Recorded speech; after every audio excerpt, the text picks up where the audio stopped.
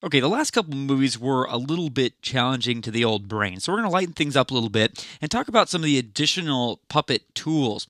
In After Effects CS4 Essential Training, we looked at the puppet pin tool, which we use to deform 2D layers. In this, we were going to look at the puppet overlap and the puppet starch tools. Now, in this first example, we have a little robot here named Herbie. I've used him a lot in my training throughout the years, a little robot I made in 3ds Max.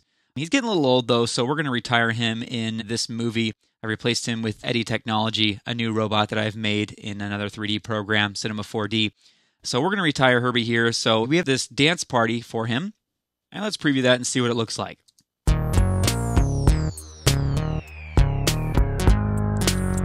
Nice. So we're going to send Herbie out in style. Now, as we scrub this animation, we could see that when his hands overlap, I want his hands to go in front of him, but one hand actually goes behind his body, and the other one goes in front. And also, if you look really closely, sometimes his hand actually cuts through the body layer. There's a few extra pixels there. Now, this really isn't After Effects' fault, because when I deform the puppet pins, it's basically a 2D layer folding over itself. So what we need to do to control how this 2D layer overlaps itself is to apply overlap pins. So I'm going to go back to the first frame, and I am going to select the robot layer, and I'm going to select the puppet overlap tool, which will allow me to create overlap pins. Now, when you're creating overlap pins, they kind of give you a guide here, these little yellow X's. These are where you put the deform pins. Now, you can adjust them from here while you're creating overlap pins. It's just kind of for reference. But I'm going to put some at his hands. Notice that the overlap pins are blue to distinguish them from the deform pins. Now, when you create a pin and it's selected, you can go up to the top in the options bar and you have a couple choices. You have the in-front value and the extent. So if I take down the extent, it controls how much of the object is being influenced by this overlap pin.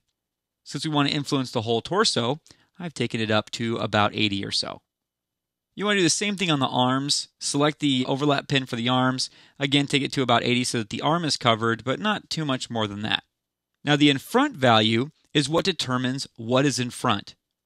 And it's actually pretty easy. Whatever overlap pin has a higher value, that part of the object will be in front. So in this case, I want Herbie's right arm, the one on our left side, to be in front the most. So I'm going to take the in front value to, let's say, 75. Now this could be 1 or 2 or whatever, but since the default value is 50, I usually do things kind of relative to that. So let's go up to 75. You could make it 51 if you'd like. And then I'm going to select his left hand, which is the one on our right, and take that to anything below 75. I'm just going to use 50. And then we want both of these arms to be in front of the torso. So in order for the torso to be behind both hands, then it needs to have a lower in-front value than any of the hands. So this hand has a value of 75, and his left hand has a value of 50. So as long as, again, this torso point is below 50, then it will be fine. Right now it's set to 32, so we'll just leave it there. That's fine. So now I'm going to hit the letter V to get the selection tool. I always like having that tool selected, so in case I click somewhere on accident, it doesn't mess me up. And I'm going to deselect the layer, and now we can preview this and see what it looks like with the arms overlapping correctly.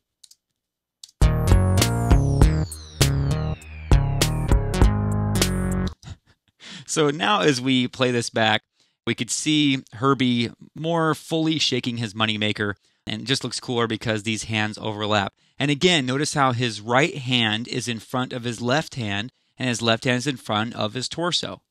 That's exactly how we set those up based on their in-front values.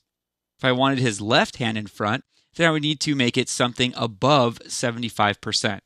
So with that, we'll thank Herbie for sharing his dance talents with us, and we'll go over to the starch pins comp. Now what we're going to do is I'm going to hit the home key, and I'm going to select the head beard layer. There's a few layers here. There's some eye layers and a mustache layer and the hat layer. But what I want to play around with here is the beard right here of the wizard, which is actually attached to his face. Now let me show you the problem before we get to the puppet starch tool and the solution there. I'm going to click on his beard with the puppet pin tool. Maybe put one on his beard, and one on his mustache, one over by his ear there, maybe one by his forehead. And as I then go and grab the one on his beard and move this around, we see that his eyes are moving a lot, his nose is moving a lot, the back of his hair is just going crazy there. And so we want to make it so that we can move his beard as if it was blowing in the wind, or maybe he's talking or something. And so the puppet starch tool is the perfect candidate for the job here. I'm going to undo that with Command Z. Then I'm going to go to the Tools panel and select the Puppet Starch tool. And I'm going to place a couple pins here, one by his forehead, the back of his head, and probably this crazy hair back here. Now, just as with the overlap pins, we have an extent value here to determine how far the reach of that pin is. So I want to select these starch pins and increase the extent so a lot of this stuff is covered. And actually, I want to make sure the back of his head is covered too. So I'm going to select the back of his hair and increase the extent until that's covered also. Now, with each starch pin, notice that they're red as well, just like deform pins are yellow and overlap pins are blue, starch pins are red. We also have an amount, and that allows us to control how much stiffness is used for each pin. If we take this down to a low value, and the default's 15%, which is actually fairly low, then this will move still a little bit, but not as much. But if we really crank this amount value, then these pixels aren't going anywhere, and that's kind of what I want here. Also notice as I increase the amount value for a starch pin that the polygons around it become more opaque. So now I could go switch back to the puppet pin tool, and now watch as I move these pins around, the head is not moving in any way, shape, or form. The back of the hair is not moving. Everything's been anchored down.